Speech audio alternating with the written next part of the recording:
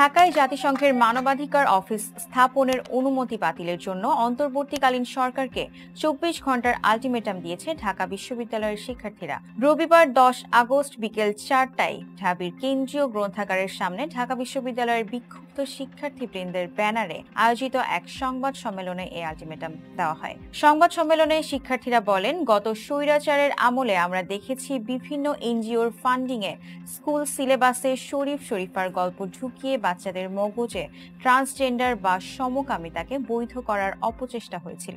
জাতিসংঘের মানবাধিকার অফিসের ওয়েবসাইটে সমকামিতাকে কথিত অধিকার হিসেবে স্বীকৃতি দেয়া এবং সেটাকে প্রমোট করার এজেন্ডার কথা বলা হয়েছে।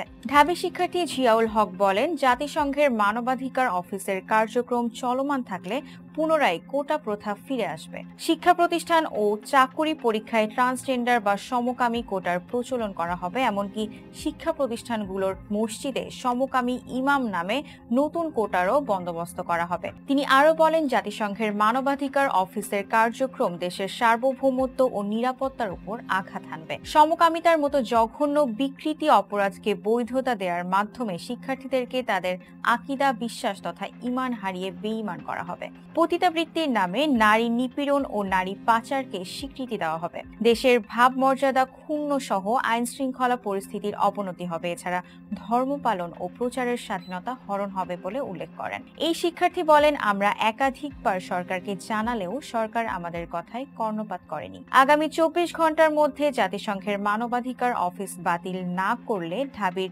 বিক্ষুব্ধ শিক্ষার্থীবৃন্দ দেশের সকল শিক্ষা প্রতিষ্ঠানকে সাথে নিয়ে লাগাতার কঠোর কর্মসূচি দিবে বলে হুঁশিয়ারি দেন তিনি। ছিলাম জান্নাত লিয়া। ফেস দ্য পিপলের সাথে থাকার জন্য ধন্যবাদ।